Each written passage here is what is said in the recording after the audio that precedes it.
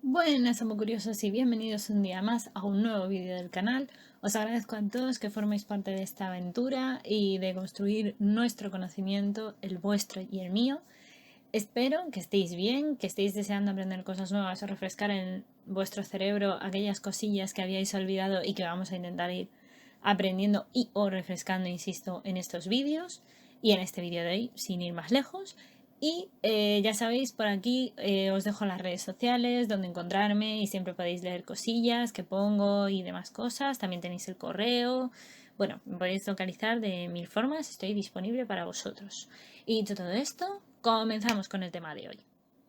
Vamos a hablar ahora de la regulación de la traducción, concretamente de la regulación de la traducción en procariotas. La regulación normalmente de la traducción en las procariotas depende de la regulación atendiendo a la demanda de las proteínas. El aumento en la demanda de proteínas produce un aumento en el número de los ribosomas y de las proteínas ribosomales, los cuales actúan mediante un mecanismo de retroalimentación de tipo traduccional, y la proteína ribosomal sintetizada actúa como el represor de la traducción, uniéndose así al RNA mensajero transcrito de su propio operón y bloqueando la traducción de los genes codificados por el mensajero.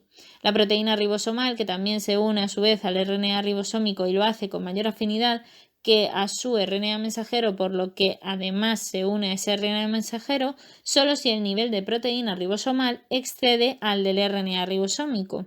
Esto asegura un equilibrio entre la síntesis de proteínas ribosomales y la disponibilidad del RNA ribosómico para dar esos ribosomas a nivel funcional. Otra de las cosas importantes es la coordinación de la síntesis de RNA ribosómico según la disponibilidad de aminoácidos, dando una respuesta grave. Cuando hay una baja concentración de aminoácidos, se detiene la síntesis de RNA ribosómico. La deficiencia de aminoácidos provoca, por tanto, la unión del RNA de transferencia descargado al sitio A de los ribosomas, y se une así también al ribosoma una enzima denominada factor de respuesta grave o proteína RE1A, que produce un nucleótido poco común, que es la guanosina tetrafosfato, y que se une a esa RNA polimerasa de forma que disminuye la síntesis del RNA ribosómico. Por otra parte, la regulación de la traducción en las eucariotas lleva otros distintos procesos. Una regulación de los factores de iniciación en primera instancia, que recae sobre todo en el EIF2, especialmente con la fosforilación de este EIF2-GDP. Por quinasas reguladoras se inhibe la regeneración del GTP y se bloquea, por tanto, la traducción.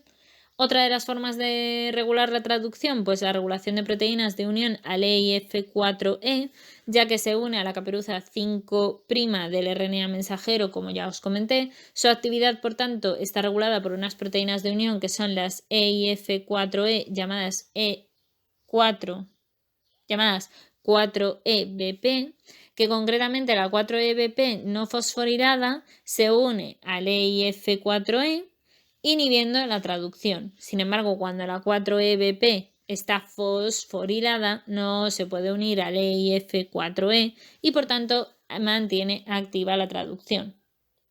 O lo que es lo mismo, se sigue con el proceso.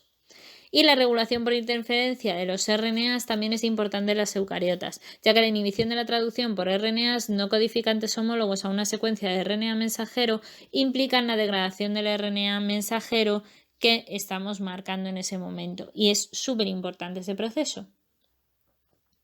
Dentro de las muchas regulaciones que hay de tanto de procariotas como de eucariotas, os habréis dado cuenta de que es muy importante tener claros todos los conceptos anteriores, así que si en algún momento os habéis perdido, iros a ver los vídeos anteriores sobre la transcripción, la traducción y demás, y seguro que los pequeños flecos que no entendáis se habrán quedado mucho más claros.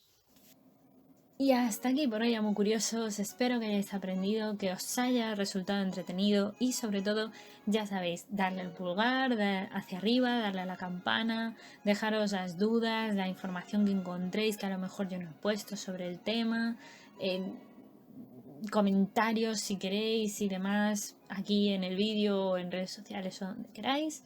Y nada, pues simplemente espero que esta pieza de Lego os haya ayudado a construir un poquito más vuestro conocimiento. Y ya sabéis, nos leemos por redes sociales, nos vemos en el próximo vídeo. Muchas gracias, Ya sabéis que podéis compartir vuestro conocimiento siempre con todo el mundo y nada, que la ciencia y la fuerza os acompañe.